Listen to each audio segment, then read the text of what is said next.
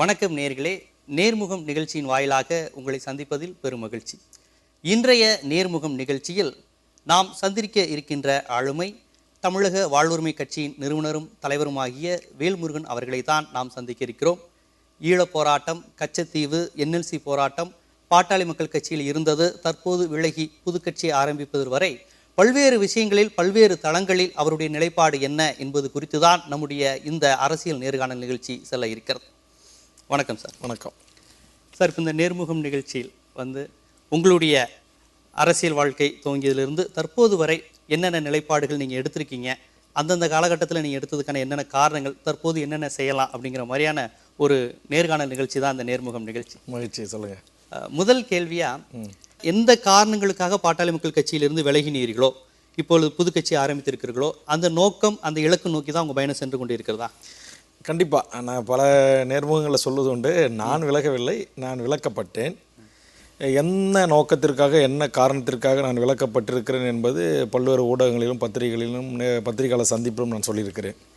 அங்கே இனம் சார்ந்தோ, மொழி சார்ந்தோ, உரிமை சார்ந்தோ அங்கு கேள்வி எழுப்பதற்காக கிடைக்கப்பட்ட பரிசு, அல்லது பாட்டாளி மக்கள் கட்சி தொடங்கப்பட்ட காலங்களில் எந்த வன்னியர் சமுதாயத்திற்காக நாங்கள் தொடங்கியிருக்கிறோம் என்று சொன்னார்களோ அந்த வன்னியர் சமுதாயத்திற்கு இவர்கள் எதுவும் செய்யவில்லை என்கிற அந்த வன்னியர் மக்களுடைய ஆதங்கங்களை, அந்த கட்சியினுடைய முன்னணி தலைவருடைய ஆதங்கங்களை நான் கேள்வி எழுப்பியதில், அதேமாதிரி ஈழ விடுதலை போராட்டத்திற்கு 7 ஆண்டு 70 ஆண்டு நான் செல்வேன் என்று சொன்ன மருத்துவர் ராமதாஸ் அவர்கள் அதிலிருந்து எப்படி தடம் புரண்டார்கள்.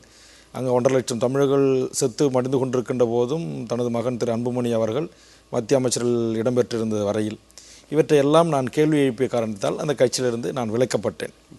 ஆனால் இன்றைக்கு விலக்கப்பட்டதிலிருந்து நான் எந்த அடிப்படை கொள்கைகளை உள்வாங்கியவனோ, எந்த பிரச்சனைகளுக்கு நான் போராட வேண்டும் என்று நினைக்கிறேனோ, எந்த மக்கள் சார்ந்த உரிமைகள் பிரச்சனையை கையில் எடுக்க வேண்டும் என்று நான் நினைக்கிறேனோ, ஈழ விடுதலை போராட்டத்திற்கு தமிழ்நாட்டில் தமிழர்கள் தலைவர்களை ஒருங்கிணைப்பதிலிருந்து எந்த தளங்களில் நான் இருந்து செயலாற்ற வேண்டும் என்று மனதார விரும்புகிறேனோ அதை அனைத்தையும் இன்றைக்கு சுதந்திரமாக நான் செய்து கொண்டிருக்கிறேன். அதனால் மிக நிறைவாக மகிழ்ச்சியாக சுதந்திரமாக செய்யக்கூடிய ஒரு மனநிலை கிடைச்சிருக்கு, தளம் இருக்குன்னு நினைக்கிறீங்க? கண்டிப்பாக. ஆனால் பாட்டாளி மக்கள் கட்சியிலிருந்து நீங்கள் வெளியே வந்தாலும் அடிப்படையில் பாட்டாளி மக்கள் கட்சியினுடைய கொள்கைகளாக சொல்லப்பட்ட சமூக நீதி, வகுப்பு வாரி பிரதிநிதித்துவம் போன்ற அந்த மாதிரியான விஷயங்கள்ல இருந்து தான் நீங்க அரசியல் பயின்று வந்திருக்கிறீங்க. அப்ப இப்போ உங்களுடைய தமிழக வாழ்வுரிமை கட்சிங்கிறதும் அந்த சமூக நீதி, வகுப்பு வாரி பிரதிநிதித்துவம் இதனுடைய தொடர்ச்சி தானே? இல்லை, அதாவது பாட்டாளி மக்கள் கட்சியை பொறுத்தவரையில் அந்த கட்சியினுடைய கொள்கைகள், கோட்பாடுகள் அத்தனையுமே மிக சிறப்பானது, உன்னதமானது, எந்த மாற்று கருத்தும் இல்லை. ஆனால் அதை காலப்போக்கில் அதை எப்படி இவர்கள் கொண்டு சென்றார்கள், எப்படி இப்போது அதை நடத்துகிறார்கள் என்பதுதான் பிரச்சனை. பாட்டாளி மக்கள் கட்சி சமூக நீதிக்காக தொடங்கப்பட்ட கட்சி, அனைத்து சாதி மதங்களை கடந்து, அதுவும் முதலாக பாட்டாளி மக்கள் கட்சிக்கு ஆட்சி அதிகாரத்திற்கு வரும் என்று சொன்னால் ஒரு தலித்தை தான் முதலமைச்சர் ஆக்கும் என்று சொன்னார்கள். அந்த கட்சியினுடைய கொள்கை பிரகாரம் தமிழர் உரிமை, தமிழீழ விடுதலை, இங்கே தமிழருக்கான தன்னுரிமை என்கிற பல்வேறு நல்ல அம்சங்கள் முக்கிய அதெல்லாம் இடம்பெற்றிருக்கின்றன. ஆனால் காலப்போக்கில் பாட்டாளி மக்கள் கட்சி அதிகாரத்திற்கு வர அவர்கள் மருத்துவர் ராமதாஸ் அவர்கள் தன்னுடைய குடும்பம், அதாவது பாட்டாளி கட்சி தொடங்கப்பட்ட காலத்தில் தான் குடும்பம் அரசியலுக்கு வரமாட்டோம் அப்படின்னு சொன்னது, தன்னுடைய உறவுகள் யாரும் நாங்கள் அதில் பங்காளிக்க மாட்டோம்னு சொன்னது, இது எல்லாம் இன்றைக்கு அப்படியே தலைகீழாக மாறி இன்றைக்கு தனது மகன் அரசியலுக்கு கொண்டு வந்து அதை கூட நம்ம ஒரு விதத்தில் ஏற்றுக்கலாம். அடுத்து அவருடைய உறவினர்களாக இருந்த தன்ராஜியை MP ஆக்கினது, மச்சான் மவனை MLA ஆக்கினது பாண்டிச்சேரியில், அந்த பாண்டிச்சேரி கட்சிக்கு தலைவர் ஆக்கினது, அதேமாதிரி அந்த மேனேஜிங் வன்னியர் சங்கத்தினுடைய ட்ரஸ்ட்டில் தான் குடும்பத்தை உறுப்பினர்களே முழுக்க அதில் உறுப்பினர்களாக நிர்வகித்து கொண்டது, மக்கள் தொலைக்காட்சி அதேமாதிரி குடும்ப உறுப்பினர்களே மேனேஜிங் டைரக்டராக, சேர்மனாக நியமனம் செய்தது, பத்திரிகைகளையும் அதேமாதிரி தான் குடும்பத்தை சேர்ந்தவர்களே அதில் உறுப்பினர்களாக ஆக்கி கொண்டது. முழுக்கமாக அந்த அப்போல ஒரு அற்புதமான கொள்கை கோட்பாடுகளை கொண்ட லட்சக்கணக்கான இளைஞர்களை கொண்ட அந்த கட்சி முழுக்க ஒரு குடும்பத்தை சார்ந்து, குடும்பம் சார்ந்து அடிப்படையில் வகுப்பு வாரி பிரதிநிதித்துவம், இடஒதுக்கீடு இந்த மாதிரி அதெல்லாம் முன்வச்சுக்கிட்டு தானே இருக்கிறாங்க. இல்லை, அது எல்லாம் அழகாக இருக்குது. ஆனால் அது வெறும் ஏற்றளவில் தானே இருக்குது. இன்னைக்கு அதை செயல்படுத்துகிற இடத்துல 2ஆம் கட்ட தலைவர்களை கொண்டு வந்து நிறுத்திருக்காங்களா என்பதுதான் கேள்விக்குறி. நிறுத்து போயிருச்சுங்கிறது உங்களுக்கு பெரிய கொள்கை தான் நான் சொல்கிறேன். கொள்கை அற்புதமான கொள்கை.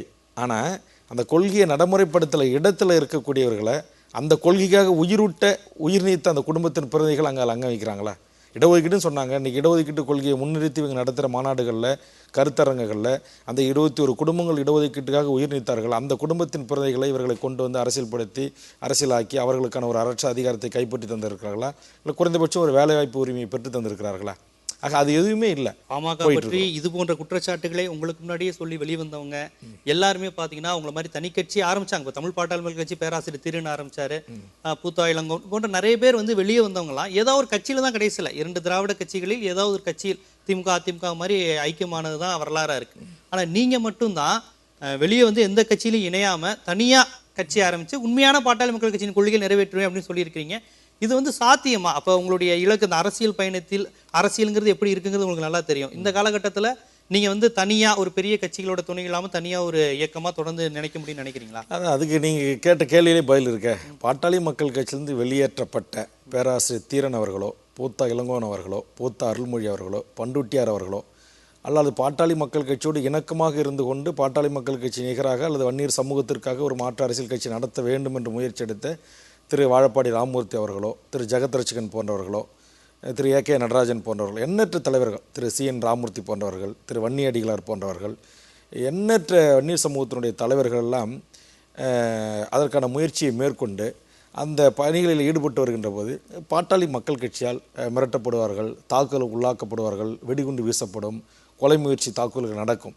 அதனால் அவர்கள் உயிருக்கு பயந்து கொண்டு அவர்களுடைய உடைமைகளுக்கு பயந்து கொண்டு இருப்பதை காப்பாற்ற வேண்டுகின்ற அந்த தருணத்தில் அவர்கள் இது போன்ற முடிவுகளை அவர்கள் கைவிட்டிருக்கிறார்கள். அச்சுறுத்தலுக்கு ஆளாகியிருக்கிறார்கள், கொலை மிரட்டலுக்கு ஆளாகியிருக்கிறார்கள், உயிருக்கு பயந்து போய் அவர்கள் வேறு ஏதாவது ஒரு கட்சியிலே அடைக்கலம் சேர வேண்டிய நிலைமைக்கு பாட்டாளி மக்கள் கட்சியினர் அவர்கள் தள்ளப்பட்டார்கள். மனம் வந்து யாரும் போய் அந்த கட்சி நடத்துகிறவங்களாம் கலைச்சிட்டு போய் கட்சி நடத்தலை. ஏன்னா அந்த அளவுக்கு ஒரு கிராமத்தில் போய் கொடியேற்ற முடியாது, அங்கே கொள்ளவெறி தாக்குதல் நடக்கும், கொடிகம்பம் உடைக்கப்படும், அவங்க வீட்டில் வெடிகுண்டு வீசப்படும். இதெல்லாம் வன்னிய மக்கள் குறிப்பாக பாமகவிலிருந்து வெளியேற்றப்பட்டவர்கள் சந்தித்து வந்திருக்கிறார்கள். எனக்கும் அது போன்ற நெருக்கடிகள், கொலை முயற்சிகள், கொலைவெறி தாக்குதல்கள், பொதுக்கூட்ட மேடைகளிலே வந்து வண்டி உடைக்கிறது, டியூப்லைட், இதெல்லாம். ஆனால் நான் இவற்றை எல்லாத்தையும் நான் எதிர்கொண்டு இன்றைக்கு நின்றிருக்கிறேன். நான் நின்று இன்றைக்கு 3 ஆண்டு காலமாக தமிழ் சமூகத்தின் பல்வேறு பிரச்சனைகளுக்கு களத்தில் நின்று வெகு மக்களை திரட்டி நான் போராடி கொண்டிருக்கிறேன். இப்போ பாட்டாளி மக்கள் கட்சியில் இருந்தீர்கள், அந்த கொள்கைகள் பிடித்து இருந்தீர்கள். அந்த கொள்கையை எப்போது நீர்த்து போகிற அளவுக்கு அதிகார மையம் செல்ல செல்ல கொள்கைகள் கீழே போகுதுன்னு நினைக்கிறப்ப நீங்கள் தனியாக கட்சி ஆரம்பிச்சிருக்கீங்க. அப்போ எல்லோரும் போலயே கட்சி ஆரம்பிப்பது நோக்கம் வந்து உங்களுக்கும் ஒரு அரசியல் அதிகாரத்தை கைப்பற்றுவது தான். அதான் எங்களுக்கு இந்த அரசியல் அதிகாரத்தை கைப்பற்றுவதன் மூலமாக இன்றைய தமிழ்நாட்டின் இந்திய ஜனநாயகத்தில் சில முக்கிய மக்கள் சார்ந்த பிரச்சனைகளை தீர்க்க முடியும் என்பதில் எங்களுக்கு மாற்று கருத்து இல்லை. ஆனால் அதே நேரத்தில் வெறுமனே அரசியல் அதிகாரத்தை தேடி ஓடி அலைய வேண்டிய அவசியமும் இல்லை. நீங்கள் அரசியல் அதிகாரம் வந்து எங்களை போன்றவர்களுக்கு தேடி வரக்கூடிய ஒரு சூழலை தமிழகத்தில் உருவாக்கணும் அப்படின்றது தான் எங்களுடைய பார்வை. மக்களுக்காகவே போராடாமல் எங்கேயோ சினிமாவில் நடிச்சுட்டு இல்லை வேறு ஏதோ கூத்து அடிச்சுட்டு வந்து திடீர்னு நான் மக்களுக்கான வீரன், மக்களுக்காக பிரச்சனையை கையில் எடுக்கிறேன்னு சொல்லி அதன் மூலமாக மக்கள் மயங்கி ஓட்டு போடுறாங்க அப்படின்னா அது மக்களுடைய அறியாமையை தான் காட்டும். ஆனால் எங்களை பொறுத்தவர்கள் அந்த படி குறுக்கு வழிகளிலே ஆட்சி அதிகாரத்திற்கு வர வேண்டும், எம்எல்ஏ ஆகணும், எம்பி ஆகணும் நாங்கள் நினைக்கவே இல்லை. இப்போ உள்ள கட்சிகளுடைய புது ட்ரெண்ட், அதாவது தமிழ் தேசிய கட்சிகளாக இருக்கட்டும், சில தாழ்த்தப்பட்ட அமைப்புகளாக இருக்கட்டும், எல்லோரும் வைக்கிற ஒரு புது பாணி அப்படின்னு பார்த்தீங்கன்னா திராவிட இயக்கங்களை விமர்சிப்பது. திராவிட இயக்கத்தால் தான் நம்ம வீழ்ந்தோம், திராவிட கட்சிகளால் தான் அழிந்தோங்கிறது ஒரு புது ஸ்லோகன் கூட சொல்லலாம். அதை சொல்லிட்டு தான் சில தலித் அமைப்புகள், சில தமிழ் தேசிய அமைப்புகள், உங்களுக்கு கண்டிப்பா தெரியும் நான் யாரெல்லாம் சொல்றேன், இது வந்து ஒரு புது பாணியா வந்துகிட்டு இருக்கு. தமிழக வாழ்வுரிமை கட்சியினுடைய திராவிட இயக்கம் குறித்த பார்வை என்ன? இல்லை, என்னை பொறுத்தவரையில் நான் திராவிட இயக்கத்தின் ஒட்டுமொத்த முழு கொள்கையும் நான் வந்து குறை சொல்ல மாட்டேன். திராவிட இயக்கம் தந்தை பெரியார் அவர்கள் இந்த மண்ணில் தோன்றி இந்த மண்ணின் உரிமைகளுக்காக, இந்த மக்களின் உரிமைகளுக்காக, இங்கே இருக்கிற அடக்குமுறைகளுக்காக, ஒடுக்குமுறைகளுக்காக, சாதிய கொடுமைகளுக்காக, இடஒதுக்கீட்டுக்காக பேசவில்லை என்று சொன்னால் இந்த அளவுக்கு இந்த தொலைக்காட்சியில் வந்து விவாதம் செய்யக்கூடிய ஒரு தெளிவுபற்றனாக வேல்முருகன் இருக்க முடியாது என்பதுதான் என்னுடைய பார்வை. ஆனால் திராவிட இயக்கத்தில் இருந்த தலைவர்களால், அந்த கட்சிகளால் இந்த தமிழ் சமூகத்திற்கான பாதிப்பு ஏற்பட்டது என்பதும், ஈழத்தில் 1.5 லட்சம் தமிழர்கள் இறந்தார்கள் என்பதும், இங்கு தமிழ் மக்கள் இருந்த உரிமைகளை பறிகொடுத்து கட்சித்தீவு தாரை வார்த்தையிலிருந்து இருக்கின்ற பல உரிமைகளை நாம் பறிகொடுத்தோம் அல்லது விட்டு கொடுத்தோம் என்பது தமிழ் தேசிய சிந்தனையாளர்களால் வைக்கின்ற அந்த குற்றச்சாட்டை நாம் மறுப்பதற்கு இல்லை. அதாவது இந்த திராவிட கட்சிகள், ஆட்சியில் இருக்கின்ற இருவேறு கட்சிகள் செய்த விஷயங்களை பற்றி விமர்சனம் பண்ணுவதில் உங்களுக்கு உடன்பாடு இருக்கிறது. அதை தாண்டி பெரிய அளவில் அதனுடைய கருத்தியலை கருத்தியலையோ அதுல கண்டிப்பா உடன்பாடு இல்லை. எங்களுக்கு கருத்து பெரியாருடைய கருத்தியலையோ திராவிட இயக்கத்தினுடைய கருத்தியலையோ முற்று முழுவதுமாக மறுதளிக்கிறவனாக, ஒரு புரிதல் இல்லாத ஒரு இயக்கத்தை வழிநடத்துவனாக நான் இல்லை. நிச்சயமா இதை ஏன் கேட்கிறேன்னா, இன்னைக்கு வந்து திராவிட நீங்க சொல்ற இந்த 2 திமுக அதிமுக போன்ற ஆளும் கட்சிகள், எதிர்கட்சிகள் போன்ற இந்த 2 கட்சிகளால நம்ம 67க்கு அப்புறம் நிறைய போயிருச்சு அப்படின்னு சொல்லக்கூடிய விமர்சனங்களை பலர் சொல்லியிருக்கிறாங்க, அது வேற விஷயம். ஆனா இப்ப சிலர் என்ன சொல்றாங்க, பெரியாருடைய கருத்தியலால் தான் தமிழ் மொழி தமிழ் இனம் வீழ்ந்தது. இல்ல அது முற்று முழுதுமாக நாம் தமிழர் சீமான் போன்றவர்கள் மேடையில் ரொம்ப வெளிப்படையா சொல்றாங்க, இவங்களாலதான் கன்னடர்கள், இவர் கன்னடர், பெரியார் ஒரு கன்னடர், இது மாதிரியான விமர்சனங்கள், தமிழருங்கிற ஒரு அடையாளத்தை அழிச்சது இந்த திராவிட இயக்க கருத்தியல் தான், இது மாதிரியான விமர்சனங்களை குணா போன்றவர்கள் பண்ணது பொதுமக்கள்கிட்ட போய் சேரல. இப்ப நாம் தமிழர் சீமான் போன்றவர்களாம் சில இடங்களில் வெளிப்படையாவே அந்த அமைப்பு இல்ல இதை வந்து நான் முற்று முழுவதுமாக நான் மறுக்கிறேன். இதை நான் உள்வாங்கவில்லை, இதை நான் ஏற்கவில்லை. ஒரு வட தமிழகத்தில் மட்டும் அடர்த்தியாக ஒரு 3-4 மாவட்டங்கள் இருக்கின்ற கட்சி, அதிலிருந்து பிரிந்து வந்த கட்சி தான் உங்களுடைய தமிழக வாழ்வுரிமை கட்சி. இப்ப அதுவே தமிழக மக்கள் முழுவதையும் உள்ளடக்கிய கட்சியாக இல்லாத பட்சத்தில் அதிலிருந்து பிரிந்து வந்த வேல்முருகன் அவர்கள் எப்படி கன்னியாகுமரியிலிருந்து சென்னை வரையும் கொங்கு மண்டலம், வட தென் தமிழகம் எல்லாவற்றையுமான மக்களிடம் கொண்டு சேர முடியும்னு நினைக்கிறீங்க? ஏன்னா உங்களுடைய பாமக இருந்து தானே பிரிந்து வந்த கட்சியா இருந்தது. அதை தான் நான் சொன்னேன். பாட்டாளி மக்கள் கட்சிக்கும் தமிழக வாழ்வுரிமை கட்சிக்கும் உங்களுக்கு தமிழக மக்கள் எப்படி பார்க்கிறார்கள் என்கிற பார்வை மிக முக்கியமானது. மருத்துவர் ராமதாஸ் அவர்களோ இல்லை எனக்கு முன்னால் இருந்த தமிழ்நாட்டினுடைய முக்கிய தலைவர்களால் கூட இந்த தமிழ் சமூகத்தின் உரிமைகளுக்காக இன்றைக்கி 150 அமைப்புகளை ஒருங்கிணைத்த வரலாறு தமிழ்நாட்டில் இல்லை. இப்போ வேல்முருகன் அப்படி ஒரு ஒருங்கிணைப்பை தமிழ்நாட்டில் ஏற்படுத்தியிருக்கிறான் என்று சொன்னால், கன்னியாகுமரியிலிருந்து இங்கே இருக்கிற பொன்னேரி கும்மிடிப்பூண்டி வரையிலும் இருக்கிற தமிழ் தேசிய அமைப்புகளும், தமிழர் இயக்கங்களும், பெரியார் இயக்கங்களும், மாணவர் அமைப்புகளும் இந்த ஒருங்கிணைப்பின் கீழ் வந்திருக்கிறார்கள் என்று சொன்னாலே வேல்முருகனை பற்றியான ஒரு புரிதலும் ஒரு பார்வையும் அவர்களுக்கு தென் தமிழகத்திலையும் கண்டிப்பாக போய் சேர்ந்திருக்கு. கண்டிப்பாக. அதனால தானே இப்போ கூடங்குளம் அணு உலைக்காக போராட்ட உதயகுமாரனுடைய கூட்டமைப்பில் வந்து உட்கார்றாரு. அங்கே இருக்கிற அரிமாவளன் எங்களுடைய கூட்டமைப்பில் வந்து பங்கேற்கிறாரு. அங்கே இருக்கிற நாகை திருவள்ளுவன் தமிழ் புலிகள் வந்து எங்களோட கை கோர்க்கிறாங்க. அங்கே இருக்கிற ஒடுக்கப்பட்ட மக்களுக்காக போராடுகின்ற தேவேந்திர வேளாளர் பிரதியாக இருக்கிற திரு ஜான் பாண்டி அவர்கள் எங்களோட கை கோர்க்கிறார். அங்கே இருக்கிற தேவரின் அமைப்புகளை திரட்டி பிற்பட்ட மக்களுக்கு போராடுகின்ற அமைப்புடைய தலைவர்கள் எங்களோட பங்கெடுக்கிறார்கள். நாடார் சமுதாயத்திற்காக போராடுகின்ற அமைப்புகளும் தமிழர்களை நாங்கள் ஒருங்கிணைக்கிறோம். உங்களுக்கான அரசியல் வேறாக இருக்கலாம், எனக்கு அதை பற்றி கவலை இல்லை. ஆனால் தமிழ் சமூகம் இழந்து வருகின்ற உரிமைகளை பாதுகாத்து கொள்வதற்கும் இருக்கின்ற உரிமைகள் பறிபோகாமல் போவதற்கும் பக்கத்தில் எம் இனம் அங்கு நடந்த இனப்படுகொலைக்கு நீதி கேட்கின்ற போதெல்லாம் ஆக தமிழ் மக்கள் எந்த ஒரு நேர்கோட்டில் இணைய வேண்டும் என்கிற கருத்தியலை வேல்முருகன் முன்வைக்கிறானோ அந்த கருத்தியலை தமிழ்நாட்டில் இருக்கிற இத்தனை அமைப்புகளும் அரசியல் கட்சிகளும் இயக்கங்களும் ஏற்றுக்கொள்கிறார்கள் என்று சொன்னாலே பாமகவை தமிழ் சமூகம் பார்க்கிற பார்வை வேறு, வேல்முருகனை பார்க்கிற பார்வை வேறு. வேல்முருகன் அவர்கள் வந்து இன்னும் இந்த கட்சி வந்து ஒரு வன்னியர் கட்சி, இப்ப பாமக வந்து வெளிப்படையா ஒரு வன்னியர் கட்சின்னு அடையாளம். நீங்க வேல்முருகனை வந்து தமிழ்நாட்டில் எந்த ஒரு தமிழர் தேசிய அமைப்புகள், தமிழர் இயக்கங்கள், பெரியார் இயக்கங்கள் வேல்முருகனும் ஒரு வன்னியர் கட்சி தான் நடத்தாருன்னு சொல்லுங்க. அப்படி சொன்னா அப்படி எப்படி இத்தனை அமைப்புகள் அவங்க கூட கை கோர்ப்பாங்க? இன்னைக்கு பெரியார் உண்மையான பெரியார் சொல்லக்கூடிய கொளத்தூர் மணி எப்படி அவங்க கை கோர்ப்பாரு? கோவை ராமகிருஷ்ணன் அந்த இமேஜை உடைச்சிட்டீங்க. ஒரு வன்னியர் கட்சிங்கிற நான் உடைக்க வேண்டிய அவசியமே இல்லைங்க. நான் வந்து நான் தமிழ் இனத்திற்காக, தமிழ் மக்களுக்காக, தமிழ் சமூகத்தினுடைய வாழ் உரிமைக்காக, புலம்பெயர்ந்த தமிழர்களின் உரிமைகளுக்காக போராடக்கூடியவன் என்பது 11-12 வயதிலிருந்து என்னை அறிந்தவர்களுக்கு தெரியும், உலக தமிழர்களுக்கு தெரியும். இன்னைக்கு வந்து அப்படி நான் ஒரு சாதிக்காக மட்டும்தான் போராடுறேன் அப்படின்னா ஐயா மணியரசனோட கலந்து கைகோர்த்து எப்படி இத்தனை போராட்டங்கள் நான் முன்னெடுக்க முடியும்? இன்னும் சொல்லப்போனால் சிதம்பரத்திலே இருக்கின்ற நடராஜர் கோவில் தமிழில் ஓதுவார்கள் ஓத வேண்டும் என்பதற்காக சட்ட போராட்ட பாட்டாளி மக்கள் கட்சியிலே இருந்து அங்கே இருந்து கொண்டு அந்த தமிழ் சமூகத்தின் உரிமையான தமிழில் தேவாரம் திருவாசகம் பாட வேண்டும் என்கிற பிரச்சனைக்காக சட்டமன்றத்தில் போராடி அதற்காக சட்டம் கொண்டு வந்து அதற்காக அங்கு அவர்களை ஓத வைத்ததற்காக மாகாயக்கா என்கிற மக்கள் கலை இலக்கிய கழகமும் என்னோடு சேர்ந்து கைகோர்த்தது.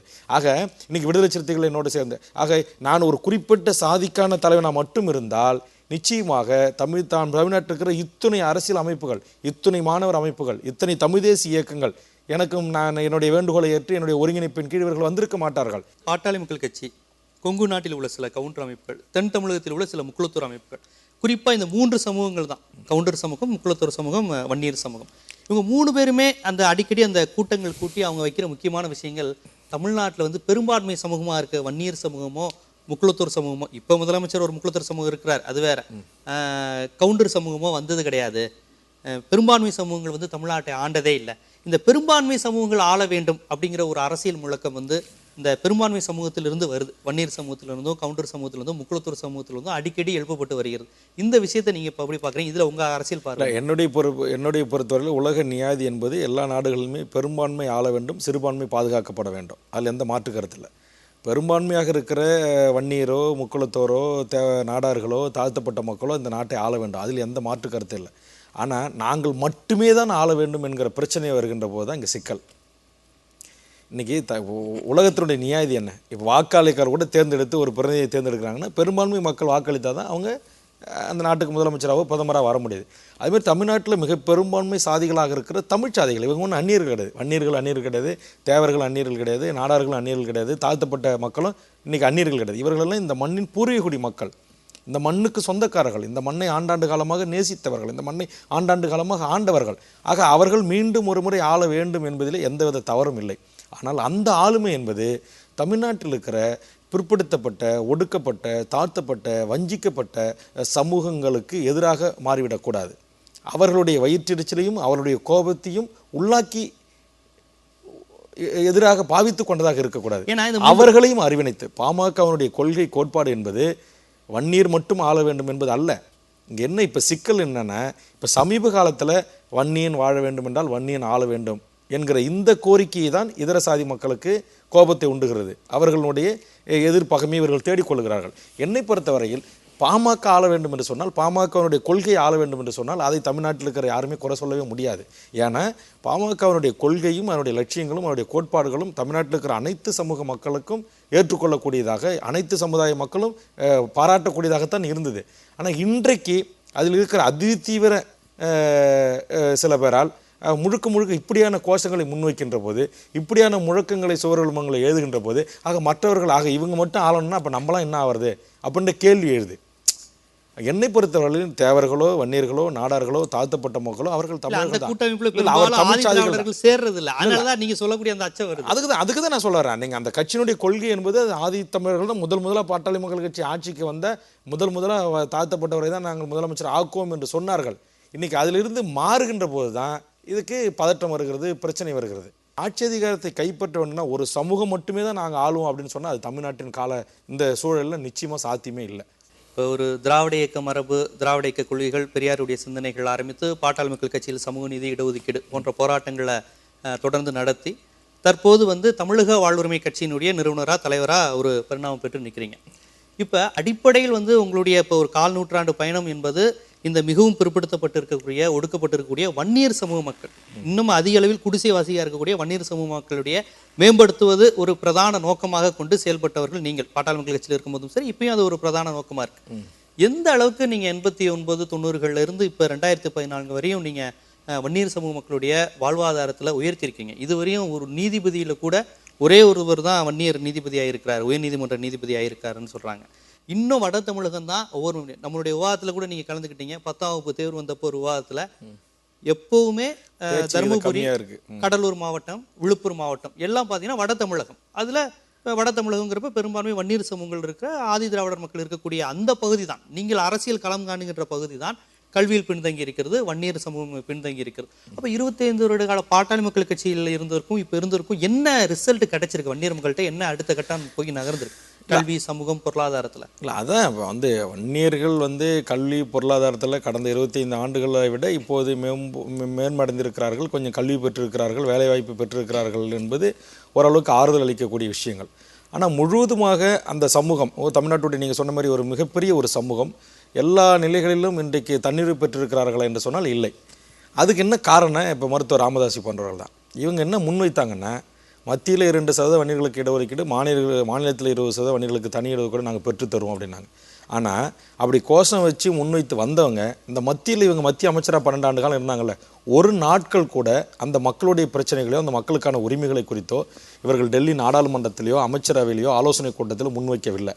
வன்னியர் மக்கள் எல்லாம் காசு கொடுத்து தான் வன்னியர் கல்வி கோயில்னு ஒன்று உருவாக்கும், அதில் உலகத்தில் இருக்கிற வன்னியர்கள் எல்லாம் இலவசமாக படிக்கலாம், தாழ்த்தப்பட்ட மக்கள் பகுதி மக்கள் படிக்கலான்னு கொண்டு வந்தாங்க. ஆனால் இன்றைக்கி அங்கே கட்டணம் வசூலிக்கப்படுது ஒன்று. ஆனால் அப்படி தொடங்கப்பட்ட அந்த கல்வி நிறுவனங்களில் மருத்துவர் ராமதாஸ் அவர்கள் தன்னுடைய மனைவி பெயரை சரஸ்வதி கலைக்கல்லூரி, சரஸ்வதி பொறியியல் கல்லூரி அப்படின்னு மாற்றிக்கிட்டார். எந்த இடஒதுக்கீட்டில் இறந்து போனானோ, இந்த கட்சி வெளி உலகத்துக்கு அறியப்பட்டதோ அந்த இடஒதுக்கீட்டு போராளிகளுடைய பெயரை அந்த கல்வி நிறுவனங்களுக்கு வைக்கலை, அந்த கல்வி நிறுவனத்துக்கு அவர் சூட்டலை. ஆக இதை அவர் கொண்டாந்து அந்த உலகமெல்லாம் வாழ்கின்ற வன்னியர்களுக்கு சொந்தமானதுன்னு சொல்லி தொடங்கப்பட்டு வசூல் செய்யப்பட்டு தொடங்கப்பட்ட உடனேயே தன் குடும்ப சொத்தை அதை மாற்றிட்டார். தன் குடும்பத்தை தன்னுடைய மனைவியின் பெயரில் கொண்டு வந்து வைக்கிறார். என்னுடைய கேள்வியெல்லாம், ரத்தம் சிந்தி குண்டடிப்பட்டு செத்த அந்த வன்னிய தியாகியின் பெயரை ஏன் அந்த அறக்கட்டளைக்கு சூட்டவில்லைன்றதுதான். இல்லை, இந்த மாதிரி விஷயம் நடக்கும்போது வேல்முருகன் அவர்களும் பாட்டாளி மக்கள் கட்சியில் அதில் உறுப்பினராக தானே இல்லை, அதில் இருந்து தான் நான் கேள்வி எழுப்பினேன். அதுக்காக தான் நான் தூக்கி எறியப்பட்டேன். ஆனால் நீங்கள் கேட்குறது என்னென்னா வன்னியர் மக்கள் ஒரு நீதிபதி கூட இல்லையா அப்படின்னு. ஆக வன்னியரின் பெயரை சொல்லி வன்னியர் மக்களால் வாக்குகளை பெற்று மத்தியில் இத்தனை ஆண்டு காலம் அமைச்சர் பதவியை வகித்த பாமக அந்த மக்களுக்கு உண்மையான இடஒதுக்கீட்டை பெற்றுத்தருவதற்கும் உண்மையான சமூக நீதியை வென்றெடுப்பதற்கும் துரும்பை கூட அவர்கள் கிள்ளி போடவில்லை என்பதுதான் நிதர்சனமான உண்மை. இப்போ வன்னியர் சமூக மக்களுடைய எண்ணிக்கை முதல் தெரிஞ்சாகணும். அதுக்கு நம்ம ஒரு சாதிவாரி கணக்கெடுப்பு எடுக்கணும். ஆனால் சாதிவாரி கணக்கெடுப்பு கொடுத்து இப்போ எந்த கட்சியிலுமே பேசுறது இல்லை. அது பேசினா தானே இப்போ அதானே சொல்றேங்க. அதான் சொல்றேன், கட்சி நடத்தும் போது குரல் கொடுக்கறது என்பது வேறு, மத்தியில் அதிகாரத்தில் இருக்கும்போது குரல். இப்போ நீங்கள் கலைஞர் என்ன சொன்னீங்க, நீங்கள் இப்போ ஆட்சியில் இல்லாத போது கலைஞர் தமிழுக்காக பேசுவார், தமிழினத்துக்காக பேசுவார், நீங்கள் விமர்சனம் வைக்கிறீங்க பாமக. அதே பாமக நான் கேட்குறேன், நீங்கள் மத்தியில் 12 ஆண்டு காலம் பதவியில் இருந்தபோது ஏன் நீங்கள் கேள்வி எழுப்பவில்லை என்று தானே வேல்முருகன் கேள்வி எழுப்பினா. இப்போ வேல்முருகன் கேள்வி எழுப்பினோடனே வேல்முருகனை தூக்கி போட்டீங்க. ஆக கேள்வி எழுப்பியது உண்மை தானே, கேள்விக்கான பதில் இன்னும் கிடைக்கலையே. ஏன் மத்தியில் நீங்கள் இத்தனை ஆண்டு காலம் அமைச்சராக இருக்கும்போது தனி இடஒதுக்கீடு வேணும், சாதிவாரி இடஒதுக்கீடு நடத்தணும்னு ஏன் ராமதாஸ் மருத்துவர் அன்புமணி ராமதாஸ் அவர்கள் கேபினெட் மினிஸ்டரில் பேசலை, கலந்தாய்வு கூட்டத்தில் பேசலை, நாடாளுமன்றத்தில் எம்பிக்கள் ஏன் வாய் திறக்கலை? அதுதான் வன்னியர் சமூகத்தினுடைய 25 வருடம் பின்னடைவு காரணமே அதுதான். ராமதாஸ்ங்கிற ஒற்றை மனிதர். ஆமா, இன்னைக்கு பாருங்க அண்ணா, அவர் தெரிந்தோ தெரியாமலோ இந்த சமூகத்தினுடைய தலைவராக இன்றைக்கு ஊடகங்களும் பத்திரிகைகளும் பிரதிபலிக்கிறாங்க. இன்னைக்கு அவர் எடுக்கிற ஒவ்வொரு தவறான நடவடிக்கைகளும் ஒவ்வொரு ஆட்சி அதிகாரத்திலும் அந்த கட்சிகளை அரியணையில் உட்கார வைத்து விட்டு அவர் எடுக்கின்ற அறிவிப்புகள், அவர் எடுக்கின்ற விமர்சனத்தின் மூலமாக அந்த ஒட்டுமொத்த சமூகமே பாதிக்கப்படுது. இப்போ வன்னியர் சமூகம் அப்படிங்கிறத எடுத்துக்கிட்டிங்கன்னா தென் மாவட்டங்களோட ஒப்பிடும்போது பார்த்தீங்கன்னா வட தமிழகம் உங்களுக்கு மிக நல்லாவே தெரியும். இதில் முற்போக்கு அம்சங்கள் அதிகம் அமைந்தது. பூகோள் ரீதியாக சில வறட்சியான பகுதிகள் இருக்குது. ஆனால் திருச்சியிலிருந்து ஆரம்பித்து பார்த்தீங்கன்னா இடதுசாரி இயக்கங்கள், திராவிட இயக்கங்கள், நக்சல்பாரி சிந்தனை கொண்ட அமைப்புகள்லாம் யாருன்னு பார்த்தீங்கன்னா பெரும்பாலும் வட தமிழகத்தில் தான் இருப்பாங்க. அது மட்டும் இல்லை, அதனால தான் அந்த அமைப்பினுடைய தொடர்ச்சியாக பாட்டாளி மக்கள் கட்சியும் மிக ஆரம்ப காலத்தில் நீங்கள் சொன்ன மாதிரி சமூக நீதி, இடஒதுக்கீடு, சாதி மறுப்பு திருமணங்களை ஆதரித்தல், இது போன்ற விஷயங்களை 89, 90களில் பேராசிரியர் தீரன் போன்றவர்கள் கொள்கை வடிவமைச்சாங்க. நீங்களே கூட அதை சொன்னீங்க. ஆனால் அப்பேற்பட்ட வன்னியர் சமூகம் தான் இன்னைக்கு தமிழ்நாட்டில் தலித்துகள் மத்தியில் ஒருத்தர் சாதி வரியோடு பேசினா வன்னியரா இருப்பாரோ அப்படின்னு பேசுகிற அளவுக்கு தென் மாவட்டங்களை விட அதிகமான வட தமிழகத்தில் தான் வன்னியர்கள் தான் சாதி உணர்வாளர்கள் பேசுகிற அளவுக்கு இந்த தருமபுரி சம்பவத்துக்கு அப்புறம் ஒரு சம்பவம் தொடர்ந்து நடைபெறுது. அது நீங்களே அதுக்கு உங்களுடைய கேள்வியிலே அதுக்கு பதில் இருக்கு. இந்த வன்னியர் சமூகத்தை சார்ந்தவர் தான் தோழர் தமிழரசன். வன்னியர் சமுதாயத்தை சார்ந்து தான் பல தலைவர்கள் இன்றைக்கு முற்போக்கு சிந்தனை உள்ளவர்களாக இருந்திருக்கிறார்கள். இந்த தமிழ் சமூகத்தின் உரிமைகளுக்காக தன் உயிர்களையும் தன்னுடைய உயிரியே தன்னுடைய களத்தில் பலியாக்கி கொண்டிருக்கிறார்கள். போராட்டமாக இருந்தாலும், காவல்துறையுடைய அடிதடிகளாக இருந்தாலும், வம்பு தும்புகளாக இருந்தாலும், வழக்குகளாக இருந்தாலும் அதிலே அந்த சமூகம் முன்னாடி நின்றது, அதற்காக தன்னை அர்ப்பணித்தது என்பதிலே எந்தவித மாற்று கருத்தும் இல்லை. அது அனைத்தும் உண்மைதான். ஆனால் அந்த சமூகத்தை இன்னைக்கு எப்படி வழிநடத்துறாரு அந்த சமூகத்தின் தலைவராக இருக்கிற மருத்துவர் ராமதாஸ் என்பது தான் இன்றைக்கு பிரச்சனை. ஒரு ராமதாஸ் அவர்கள் சில தவறான கருத்துக்களை முன்வைக்கின்ற போது, சில தவறான கருத்துக்களை அரசுக்கு எதிராக, இல்லை ஆட்சியாளர்களுக்கு எதிராக, இல்லை ஒரு அரசியல் கட்சிகளுக்கு எதிராக, அல்லது இன்னொரு சமூகத்திற்கு எதிராக அவர்கள் முன்வைக்கின்ற போது ராமதாஸ் பாதிக்கப்படவில்லை, ராமதாசனுடைய குடும்ப உறுப்பினர்கள் பாதிக்கப்படலை.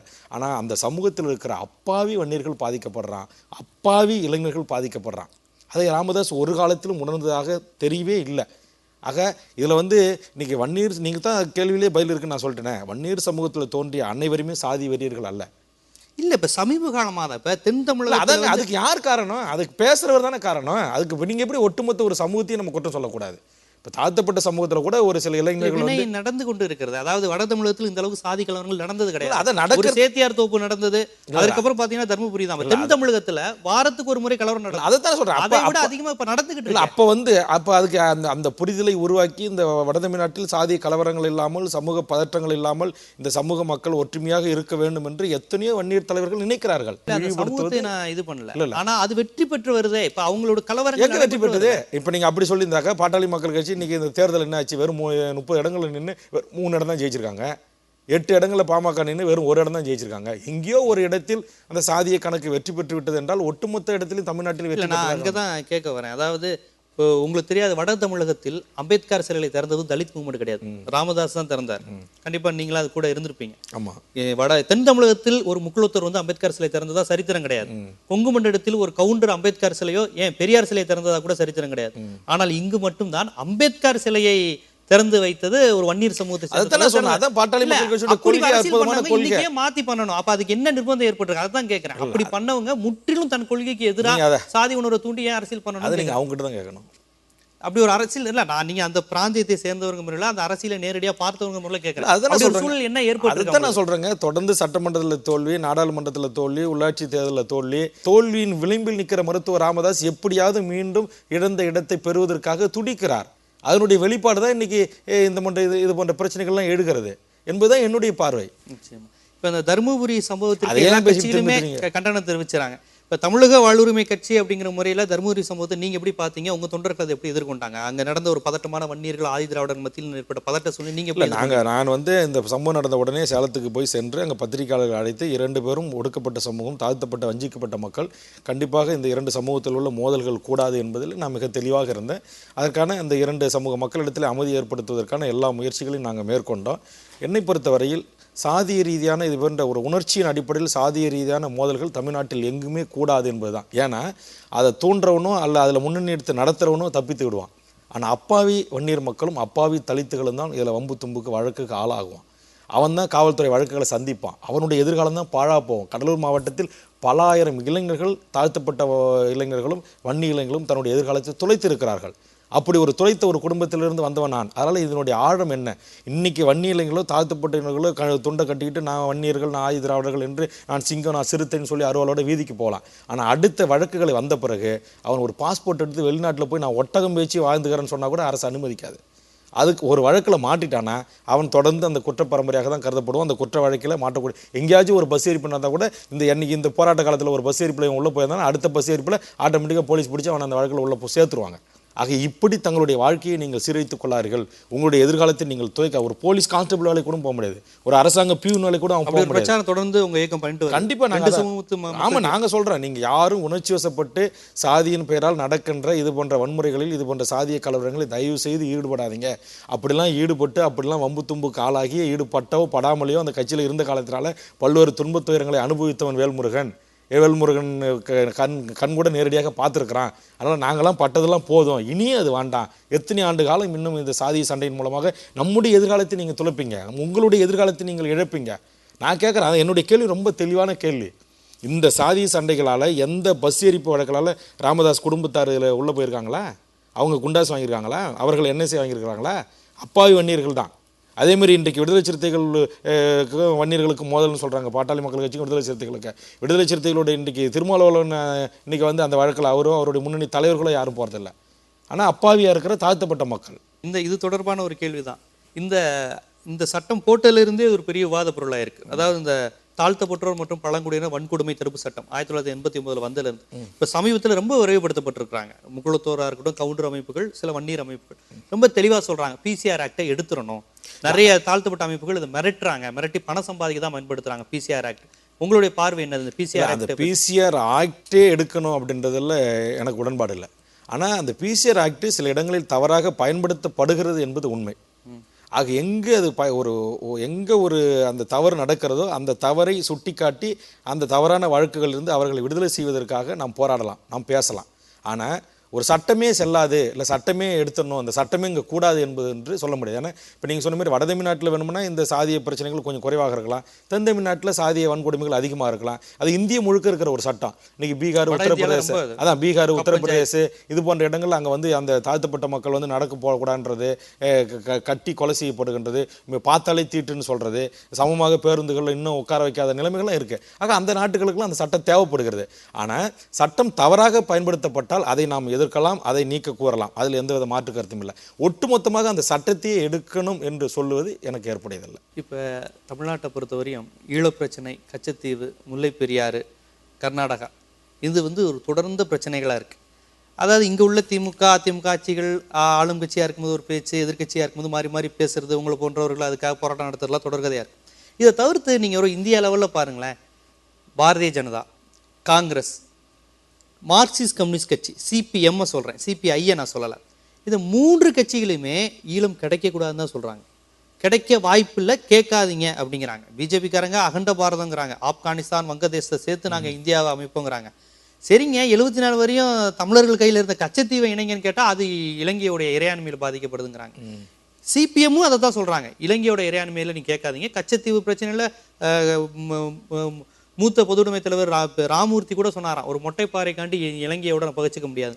ஏன் எல்லா தேசிய கட்சிகளுக்கும் தமிழர்கள் பிரச்சனையில் வந்து ஒரே நிலைப்பாடு, அதாவது இந்த வாழ்வாதார பிரச்சனைகள் வந்து அவர்களுக்கு ஒரு எதிரான நிலைப்பாடே தேசிய கட்சிகள் இருக்கே, அதை நீங்க எப்படி பாக்குறீங்க?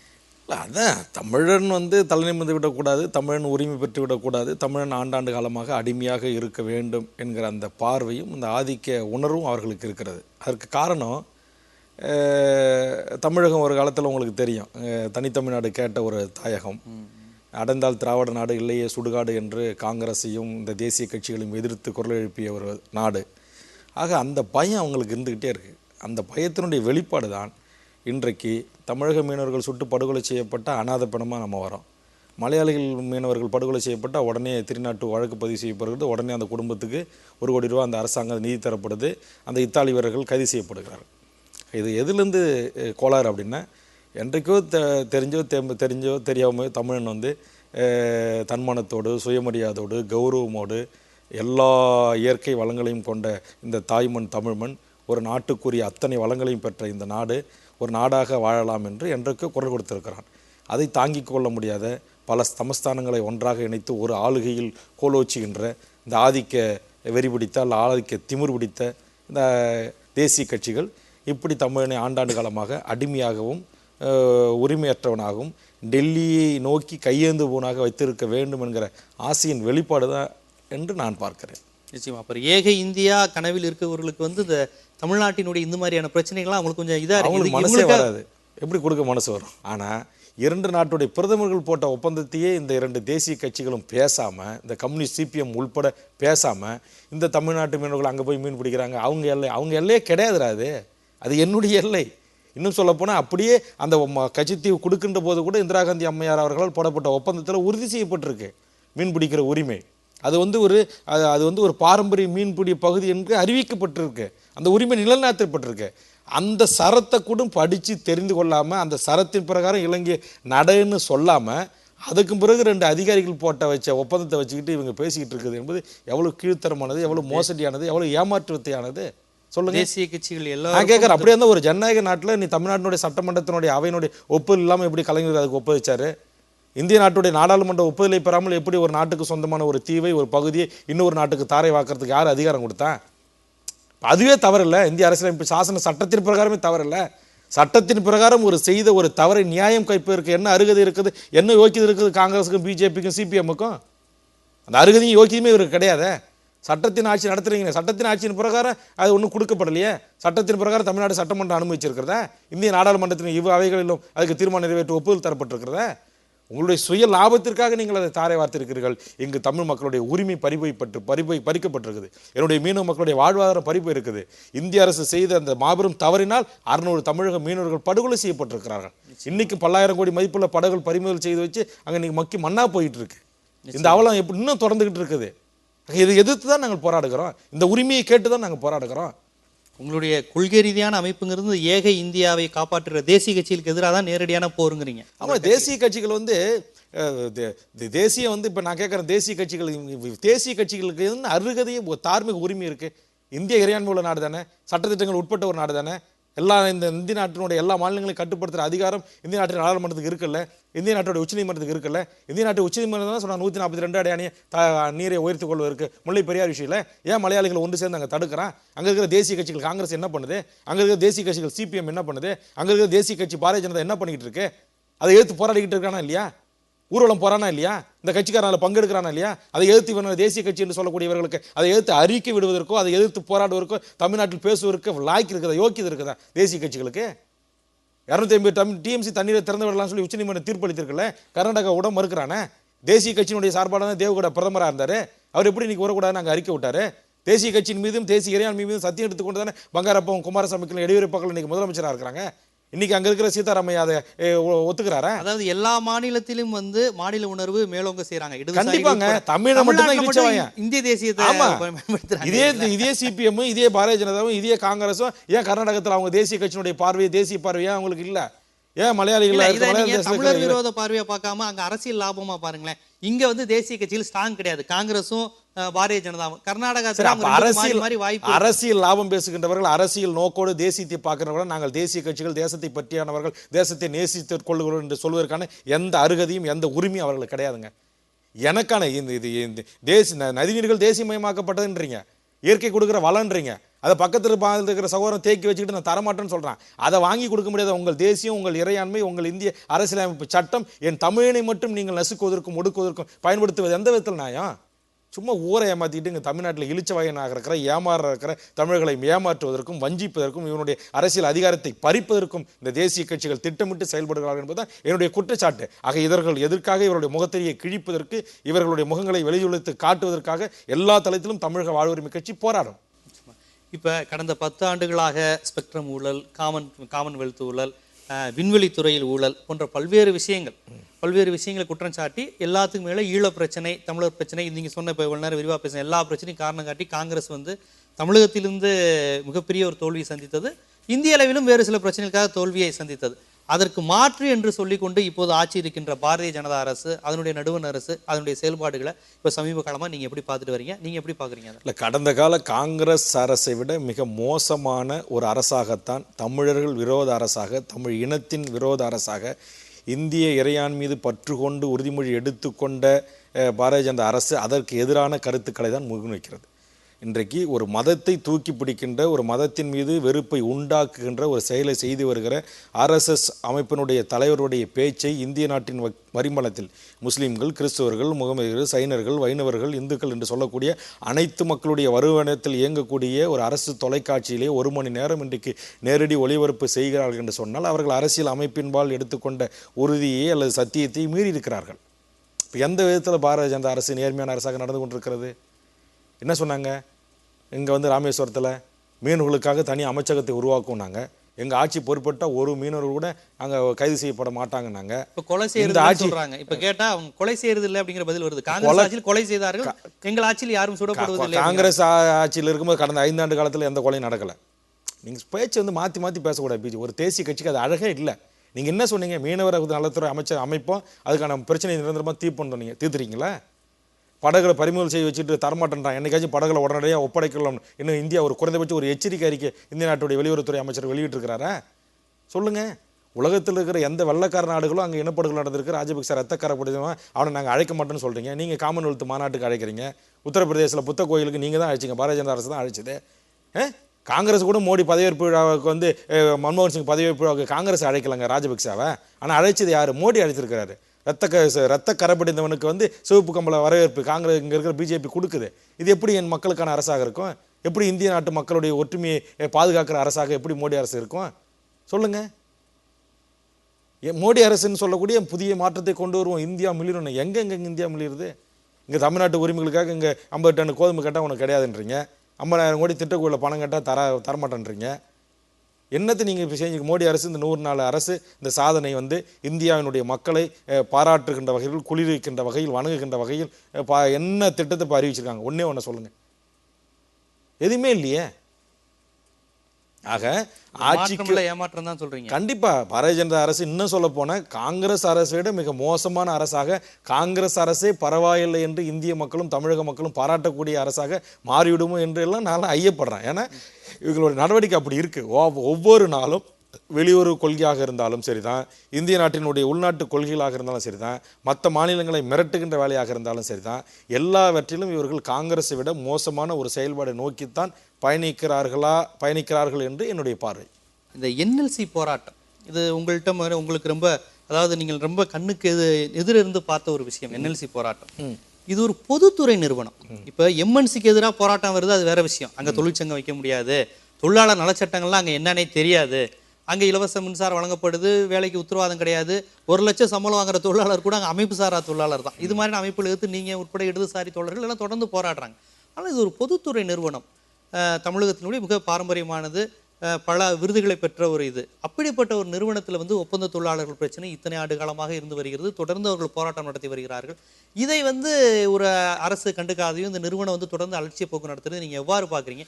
ஏன் இந்த பிரச்சனை தொடர்ந்து நீங்கள் போராடி கொண்டே இருக்கிறீர்கள்ங்கிற ஒரு செய்தி தீர்வு எப்போது? இது எப்படி நம்ம அணுகிறது? அது தமிழ்நாடு அங்கே போராடுற 13,000 பேர் அந்த மண்ணின் பூர்வீக குடி மக்கள், அங்கே இருக்கிற தாழ்த்தப்பட்ட, ஒடுக்கப்பட்ட, மிகப்பிற்படுத்தப்பட்ட சிறுபான்மை மக்களுடைய பிள்ளைகள். அவன் தன்னுடைய வீட்டை கொடுத்துட்டு, நிலத்தை கொடுத்துட்டு, வேலை கேட்டு அங்கே உரிமைக்காக போராடி இருக்கிறான். ஆனால் அவனுடைய பிரச்சனையை தீர்க்கறதுக்கு இந்த தேசிய கட்சிகள் வரலையே, இந்த நாட்டை ஆண்டவர்கள் முன் வரலையே. அது என்ன காரணம்? அதுலேயும் அவன் தமிழன். நான் கேட்குறேன், இதே ஒரு நிலைமை உத்தரப்பிரதேசில் இருந்தால் விட்டுருவாங்களா? அங்கே உள்ள பீகாரில் பிரச்சனைகள் கிடையாது இல்லையே. இன்னைக்கு வந்து இதே என்எல்சி நிறுவனம் ராஜஸ்தானிலையும் பீகார்லையும் போய் முதலீடு செய்ய போகிறான், நாங்கள் தொடங்க போகிறோன்றான். போகிறதுக்கு முன்னாடி அந்த மண்ணின் மனிதர்களை கூட்டு பர்மனெண்ட் டாப் கொடுத்துறான், ஆர்டர் அடிச்சு கொடுத்துருக்கானே. இப்போ இங்கே தான் தமிழனாக இருந்தாலே இவன் நாதியற்றவன், இவன் கேள்வியற்றவன், இவனை பற்றி எந்த கவலையும் இல்லை அப்படின்ற புரிதலோடு தானே இந்த நாட்டை ஆளுகின்ற அரசாங்கங்கள் இருக்கிறது. நீங்கள் கேளுங்க, ஒரு இந்திய அரசியலமைப்பு சட்டம் சொல்லுது, என்ன சொல்லுது, 240 நாட்கள் ஒருத்தன் வந்து கான்ட்ராக்ட் லேபராக பணி செஞ்சானாலே அவனை பர்மனெண்ட் பண்ணணும் அப்படின்னு. இன்றைக்கி வந்து 30 ஆண்டுகளாக நீ அவனை வந்து அடிமையாக கொத்தடிமையாக வச்சு வேலை நடத்துறீங்களே, எவ்வளோ பெரிய கொடுமை. இந்திய நாட்டுக்கே மின்சார உற்பத்தி தரான், அவன் வீட்டுக்கு மின்சாரம் கிடையாது. சொல்லுங்கள், உழைக்கிற தொழிலாளி, அவனுக்கு பக்கத்தில் வேலை செய்கிற நிரந்தர தொழிலாளிக்கு மருத்துவமனையில் காப்பீட்டு திட்டம் இருக்குது, அவன் போய் மருத்துவமனையில் எதுக்கு? வேறு மாநில தொழிலாளர்கள் இல்லையா? வேறு மாநில தொழிலாளர்கள் குறைவே எண்ணிக்கையில் இருக்கிறாங்க, குறைவான இருக்கிறாங்க. அதுவும் குறிப்பாக இந்த ஒப்பந்த தொழிலாளர்கள் 13,000 பேருமே முழுக்க தமிழர்கள் தான், வேறு மாநிலத்தவரே கிடையாது. ஆக இந்த அவலத்தை நாங்கள் இருக்கோம். என்னுடைய மண்ணில் நீ சம்பாரித்து கொண்டு போய் பல ஆயிரம் கோடி அந்நிய மாநிலத்தில் நீ முதலீடு பண்ணுற, அப்படி முதலீடு பண்ணுற தொடங்குற தொழிற்சாலையில் அவனுக்கு பர்மனெண்ட்டுக்கு உத்தரவாதம் கொடுக்குற, ஆர்டர் அடித்து கையில் கொடுக்குற. ஆனால் இங்கே என்னுடைய வீட்டையும் கொடுத்துட்டு, என்னுடைய நிலத்தையும் கொடுத்துட்டு, நான் வேலை கொடுக்குறேன்னு சொல்லி பொய்யா கூட்டு எனக்கு வேலையும் வாங்கிக்கிட்டு 30 ஆண்டு காலம் என்னுடைய எலும்பு உருக்கு, என் இதயம் தேய நீ என்னை வேலை வாங்கி கொண்டு, அதன் மூலமாக என்னுடைய ரத்தத்தையும் என்னுடைய வேர்வையுமே மூலதனமாக்கி இன்றைக்கு ஆண்டொன்றுக்கு 1,500 கோடி ரூபாய் 2,000 கோடி ரூபாய் லாபம் சம்பாதிக்கிற நீ ஏன் இந்த 13,000 தொழிலாளியை பணி நிரந்தரம் செய்ய மறுக்கிற அப்படின்றத எங்களுடைய கேள்வி. ஏன் மறுக்கிற? நீ என்ன சொன்ன, நிலத்தை கையை கட்டும்போது வீட்டுக்கு ஒருவருக்கு வேலைன்னு சொன்னேன்ல. இந்த 13,000 தொழிலாளர்கள் கிட்டத்தட்ட 3/4 தொழிலாளர்கள் அந்த என்எல்சிக்கு நிலம் கொடுத்தவன் தானே, உன்னுடைய உற்பத்திக்காக உழைக்கிறவன் தானே. உன்னுடைய உற்பத்திக்காக மாதத்துக்கு 2 பேர் ஒப்பந்த தொழிலாளர் ஏதோ ஒரு விபத்தை செத்துக்கிட்டு இருக்கிறானே, அவனை பணி நிரந்தரம் பண்ணி அவனுக்கான ஒரு வீட்டை கட்டி கொடு, அவனுக்கான ஒரு மின்சாரத்தை கொடு, அவனுக்கான ஒரு கல்வியை கொடு, அவனுடைய வீட்டு பிள்ளை செல்லுங்கள் படிப்பதற்கான அங்கே ஒரு பொறியியல் மருத்துவக் கல்லூரி என்எல்சி சார்பாக தொடங்கு, அங்கே ஒரு மருத்துவக் கல்லூரியை தொடங்கு, பொறியியல் கல்லூரியை தொடங்கு, அந்த தொழிலாளர் குடும்பங்களை வாழ வைக்கிறதுக்கான வேலையை நீ ஈடுபடு. அதை விட்டுட்டு நான் இந்த ஆண்டு 2,000 கோடி ரூபா சம்பாரிச்சுன்னு கொண்டு போய் மத்திய அரசில் கொடுத்து நவரத்னா விருதை வாங்கி அதனுடைய அதிபர்கள் பத்திரிகையில் புடைசூழல் தொலைக்காட்சியில் தோன்றதில் லாகுமா? இது அந்த தொழிலாளர் வர்க்கத்தை மகிழ்ச்சி அடைய செய்யுமா? நான் என்ன சொல்கிறேன், நீ 2,000 கோடி லாபம் வருது உனக்கு ஆண்டுக்கு, ஒரு 100 கோடியை குறைச்சிக்க, 100 கோடி ரூபா செலவாகட்டும், அந்த தொழிலாளர் குடும்பத்துக்கு ஒரு மருத்துவக் கல்லூரியை கொண்டு வா. இதுக்கு என்ன ஆல்டர்னேட்டிவ், என்ன மாதிரியான விஷயங்களுக்கு உடனடி தீர்வாக இருக்குன்னு நினைக்கிறீங்க? என்ன தான் பண்ண முடியும்? ஒரே தீர்வு, இன்னைக்கு வந்து கடந்த 20 ஆண்டுகளாக என்எல்சி நிர்வாகம் கிட்டத்தட்ட 30,000 தொழிலாளர்கள் நிரந்தர தொழிலாளர்கள் வேலை செய்த அந்த நிறுவனம் இன்னைக்கு வெறும் 10,000 தொழிலாளி தான் வேலை செய்யலாம். 20,000 தொழிலாளர்கள் கடந்த 30 ஆண்டுகளெல்லாம் பணி ஆய்வு பெற்று போயிருக்கிறான். அந்த இடத்தை நினைச்சா கூட நாளைக்கே நிரப்பலாம் அந்த 13,000 தொழிலாளி. ஏன் நிரப்பலை? லாபம் மட்டுமே குறிவிக்கவில்லை. தமிழன் இங்கே அடிமையாகவே அவனை வச்சிருக்கலாம். அவன் என்ன மிஞ்சி போனால் ஒரு 10 நாள் போராடுவான், ஒரு மாதம் போராடுவான், அப்புறம் கொடுக்குறத வாங்கிட்டு கையெழுத்து போட்டு போயிடுவான். அப்படின்னு தானே, அப்படி தான் இந்த அரசாங்கம் நினைக்குது. உச்ச நீதிமன்ற தீர்ப்பு கொடுத்துருக்காங்க, என்எல்சி தொழிலாளர்களே பணி நிரந்தரம் படுத்தணும் சீனியாரிட்டி அடிப்படைன்னு. உச்ச நீதிமன்ற தீர்ப்பே நான் நடைமுறைப்படுத்த மாட்டேன்னு தூக்கி போடுறான். கர்நாடகா தூக்கி போடுறான், கேரளா தூக்கி போடுறான், நம்ம சொல்லிக்கிட்டு இருக்கோம். என்னுடைய மாநிலத்தில் இருக்கிற ஒரு மத்திய அரசு நிறுவனம் தூக்கி போடுறான். இதை கேட்பதற்கு நாதியற்ற இனமாக நான் இங்கே வாழ்ந்து கொண்டு இருக்கிறேன். இது எவ்வளோ பெரிய அவலம் இல்லையா? அப்போ நான் கர்நாடகத்தை கேட்பதுக்கு முன்னாடி, கேரளத்தை கேட்பதுக்கு முன்னாடி என்னுடைய மாநிலத்தில் இருக்கிற என்எல்சி நிர்வாகம் உச்சநீதிமன்ற தீர்ப்பை அமுல்படுத்தாமல் இருக்கிறான். இதை கேட்பதற்காக ஒரு பொதுத்துறை நிறுவனம், ஒரு அரசு நிறுவனம், அப்புறம் எப்படி நான் பக்கத்து மாநிலத்தை கேட்க முடியும்? ஆக அதற்காகத்தான் நாங்கள் என்எல்சி எதிர்த்து நாங்கள் போராடி கொண்டிருக்கிறோம். ஆனால் அவன் லாபம் மட்டுமே தான் சம்பாதிப்பேன், லாபத்தை கொண்டு போய் தான் நான் டெல்லியில் கொடுப்பேன், உனக்கு நான் வேலை கொடுக்க மாட்டேன், உனக்கு நான் வீடு கொடுக்க மாட்டேன், உனக்கு நான் மின்சாரம் கொடுக்க மாட்டேன், உனக்கு நான் மருத்துவம் கொடுக்க மாட்டேன், நீ அடிமையாகத்தான் இருந்து வேலை செய்து என்னுடைய உற்பத்திக்கு உழைக்கணும்னு சொல்கிறான். இந்திய உளவியலுடைய போக்கே தமிழர்களுக்கு எதிராக இருக்கு அப்படிங்கிறது 100% அந்த போக்கேன அதனுடைய அதிபராக இருக்கிறோம் எவனும் தமிழன் கிடையாது. 90% அதனுடைய அதிபராக இருந்து இங்கே கோல் வச்சவன் சம்பாதித்து டெல்லிக்கு கொண்டு போய் கொட்டியவன் எல்லாம் அந்நியன். அவன் தமிழனை பற்றியோ, தமிழ் இனத்தின் பற்றியோ, தமிழக தொழிலாளர்களுடைய வாழ்வுரிமை பற்றியோ, அவன் குடும்ப சூழலை பற்றியோ, அந்த பிள்ளைச்சனுடைய எதிர்கால கல்வியை பற்றியோ சிந்திக்க வேண்டிய அவசியம் அவனுக்கு இல்லை. இப்போ இன்னொரு விஷயம், அதாவது தமிழர் பிரச்சனை, தமிழர் தேசிய இன பிரச்சனை, மாநில வாழ்வாதார நீராதார பிரச்சனை, ஈழப் பிரச்சனை தொடர்ந்து பேசிட்டு வரீங்க. எல்லாத்தையும் அதோட லிங்க் பண்ணி தாங்க பார்க்கணும்.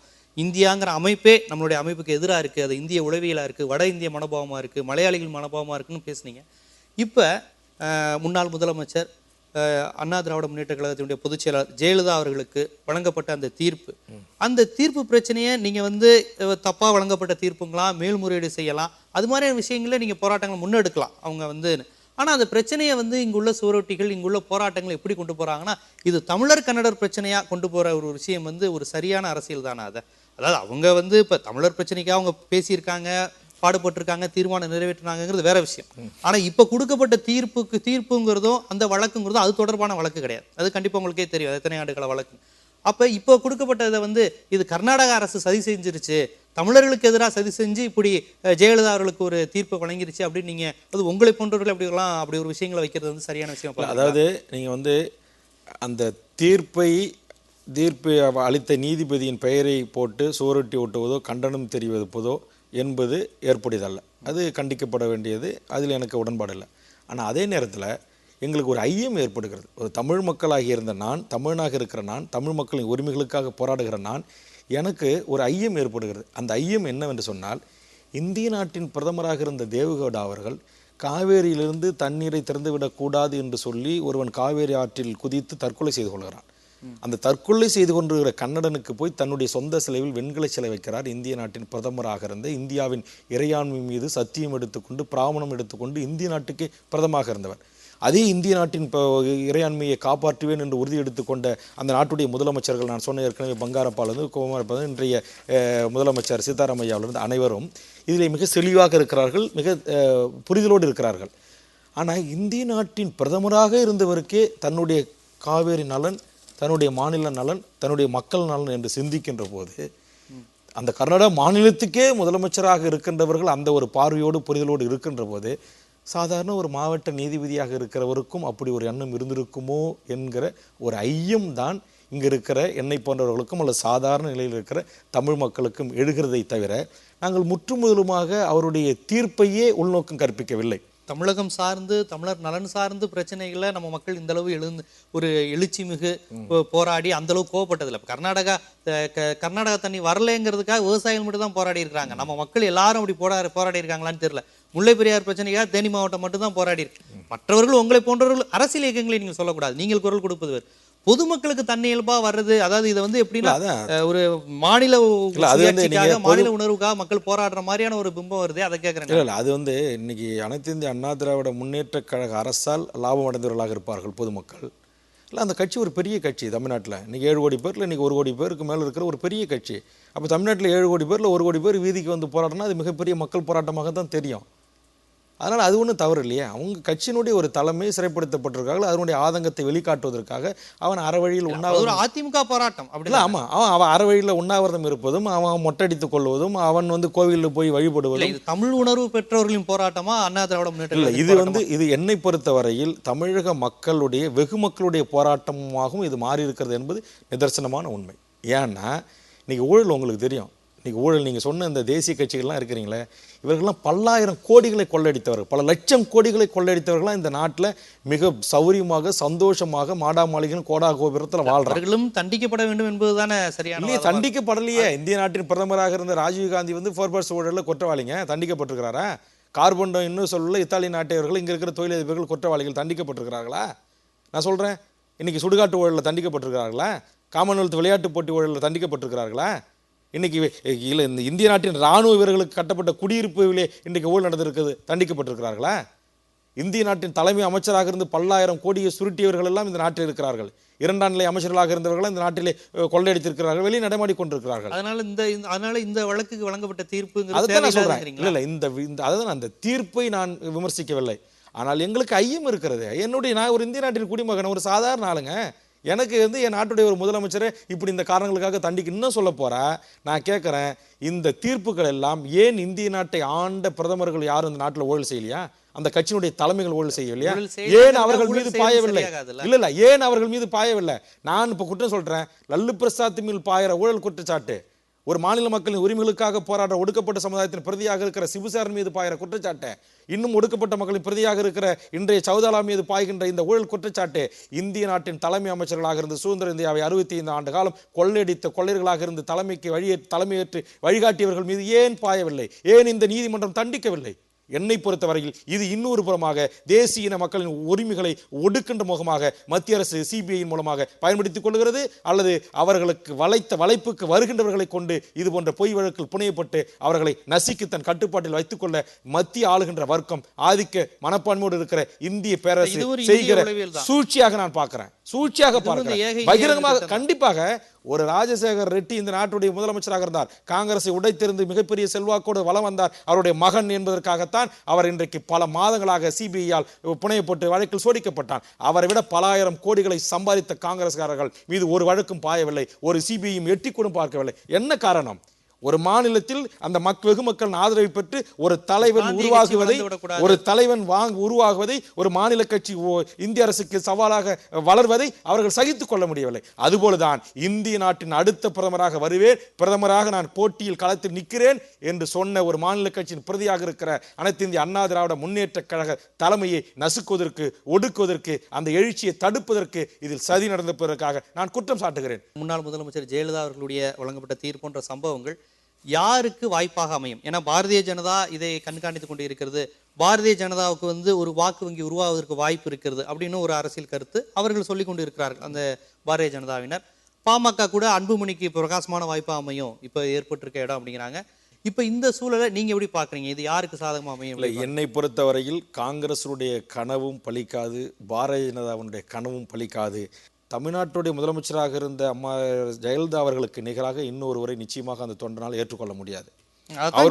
அவருடைய இடத்தில் இன்னொருவரை வைத்தும் நாம் பார்க்க முடியாது.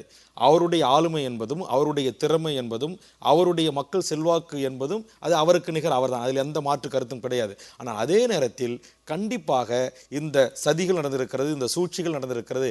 இப்படி நம்முடைய இடத்தை நிரப்புவதற்காக இவர்கள் செய்த இந்த சதியின் வலையில் நாம் மாட்டிக்கொண்டிருக்கிறோம். இதிலிருந்து நாம் முற்றுமுழுமாக விடுபட வேண்டும் என்று சொன்னால் நான் காட்டுகிற ஒருவருக்கு வாக்களியுங்கள் என்று அவர்கள் முன்வைக்கின்ற போது நிச்சயம் வாய்ப்பார்கள். இப்போ உதாரணத்துக்கு நாங்களாம் கூட்டணியில் இருக்கிறோம். இப்போ அதிமுக கூட்டணி இருக்கின்ற போது முதலமைச்சர் சொல்றார்கள் வேல்முருகன் நம்முடைய கூட்டணியில் இடம்பெற்றிருக்கார், இவருக்கு வாக்களிங்கள் என்று சொன்னால் அந்த அனைத்து இந்திய அண்ணா திராவிட மக்கள் வாக்களிக்கிறார்களே, பொதுமக்கள் வாக்களிக்கிறார்களே. அது தமிழ்நாட்டு மக்கள் ஏற்றுக்கொண்ட ஒரு ஜனநாயக உரிமை. எத்தனை ஊர்ல பிஜேபி கிளை இருக்கு, எங்க அடிப்படை கட்டமைப்பு இருக்கு சொல்லுங்க. 3 மாசத்துலேயே நீ எங்கள் ஆர்எஸ்எஸை விட்டு ஒளிபரப்பு செய்கிற, மத கலவரத்தை தூண்டுற, இப்படிப்பட்ட நீ தமிழ்நாட்டில் இந்த பெரியார் பிறந்த மண்ணில் நீ இங்கே ஆட்சி அதிகாரத்துக்கு அந்த நாடு இருக்குமா? அதனால் இதெல்லாம் தமிழ்நாட்டு மக்கள் சிந்தித்து பார்க்க மாட்டானே. இங்கே தமிழ்நாட்டில் எத்தனையோ முற்போக்கு அமைப்புகள் இருக்குது, இயக்கங்கள் இருக்குது. அவ்வளவு எளிதாக பிஜேபி எங்கள் கால் ஊன்ற விட்டுருவோமாங்களா சொல்லுங்கள்? அதெல்லாம் நடக்காத காரியம். இப்போ ஒரு நிறைவான ஒரு கேள்வி, இந்த திமுக அதிமுகவை தவிர்த்து முதலமைச்சர் வேட்பாளர் தகுதியான ஆட்கள் தமிழ்நாட்டில் யாராவது இருக்காங்கன்னு நினைக்கிறீங்களா? அப்படி இருந்தால் யார் எப்படி நீங்கள் வருஷப்படுத்துவீங்க? திமுக அதிமுக தவிர்த்து. இல்லை, நான் யாரும் இங்கே வரிசை போட்டு லெட்டர் கொடுக்குற அளவுக்கு நான் ஒன்றும் பெரிய அத்தாரிட்டி உள்ள ஒரு ஆள் கிடையாது. ஆனால் தமிழ்நாட்டில் திமுக அதிமுகவை தவிர்த்து தமிழ் சமூகம் ஏற்றுக்கொள்ளக்கூடிய ஒரு புரிதலோடு தமிழ் மக்களுக்கு பணியாற்றக்கூடியவர்கள் என்று நினைக்கின்றவர்களை தமிழக மக்கள் தேர்ந்தெடுப்பார்கள். அது வாக்குகளின் மூலமாக தேர்ந்தெடுக்க முடியும். நானோ நீங்களோ ஆரோட சொல்ல முடியாது. அப்படி சொல்லுகின்ற ஆளுடைய அரசியல் கணிப்பு, நீ உங்க அரசியல் பார்வையாளராக அந்த இடத்துக்கு தகுதியான எண்ணற்ற தமிழர்கள் இருக்கிறான். ஒரு ஆள் 2 ஆள் இல்லை, பல லட்சக்கணக்கான தமிழ்நாட்டு இளைஞர்கள் இருக்கிறார்கள். அந்த வாய்ப்பும் அந்த சூழலும் அவர்கள் கிடைக்கின்ற போது ஒரு நல்லாட்சியை நிச்சயமாக தருவார்கள். நீங்க நினைச்சு பார்த்தீங்களா? கடந்த முறை ஓ பன்னீர்செல்வம் 10வது இடத்துல அமைச்சர்கள் இருந்தார், அவர் முதலமைச்சர் ஆவார்னு. அன்னைக்கு கொஞ்சம் தடுமாற்றம் இருந்துச்சு, இன்னைக்கு தெளிவான முதலமைச்சராக இருக்கிறாரு. நீங்க அதோட ஒப்பிட முடியாதுல்ல. இல்லை, நான் சொல்ல வரேன், நீங்க அதிமுக திமுக 2 கட்சியில தான் முதலமைச்சர் கேண்டிடேட்டே இருக்கிறாங்க, வேற எந்த கட்சியிலும் முதலமைச்சர் கேண்டிடேட்டே இல்லைன்னா அது எப்படி ஏற்றுக்க முடியும்? தவிர்த்து ஆயிரக்கணக்கான பேர் இருக்கிறார்கள், லட்சக்கணக்கான பேர் இருக்கிறாங்க. அவருக்கான வாய்ப்பை அந்த மக்கள் கொடுக்க முன் வரணும். கேண்டிடேட் இருக்கிறான், தகுதியானவர்கள் இருக்கிறாங்க, திறமையானவர்கள் இருக்காங்க, நேர்மையானவர்கள் இருக்கிறாங்க. ஆனால் அந்த வாய்ப்பை மக்கள் அளிக்கணும் இல்லையா? அப்படிப்பட்ட ஒரு பெரிய கட்சியாக இன்றைக்கு தமிழ்நாட்டில் அப்படி ஒரு தனிப்பட்ட முறையில் திமுக அதிமுக போல் ஆட்சியை கைப்பற்றக்கூடிய ஒரு கட்சியாக எனக்கு தெரிந்து தற்போது தமிழ்நாட்டில் இல்லை. அந்த வாய்ப்பை இன்றைக்கு தமிழ்நாட்டு மக்கள் தர தயாராக இருந்தார்கள். ஆனால் இவர்களுக்குள் இருந்த பங்காளி சண்டையாலேயோ அல்லது நீ பெரியவன் நான் பெரியவன் என்கிற போட்டியின் காரணமாகவோ அந்த அறுவடையை செய்வதற்கு இருக்கிற இதர கட்சிகள் எல்லாம் தவறிவிட்டதாகத்தான் நான் பார்க்கிறேன். நிச்சயமாக இவ்வளோ நேரமாக பல்வேறு விஷயங்கள் நம்ம விவாதித்தோம். ஈழப் போராட்டம், கச்சத்தீவு, தமிழகத்தின் வாழ்வாதார பிரச்சனைகள், தேசிய கட்சிகளுடைய மாநில கட்சிகள் மீது பார்வை எப்படி இருக்கிறது, முன்னாள் முதலமைச்சர்களுக்கு வழங்கப்பட்ட தீர்ப்பில் இருந்து, நீங்கள் இருந்த பாமகவிலிருந்து இடஒதுக்கீடு போராட்டம், பல்வேறு விஷயங்கள் குறித்து ரொம்ப ஆழமாகவே விரிவாகவே எல்லா கேள்விகளுக்கும் நீங்கள் பொறுமையாக பதில் சொன்னீங்க.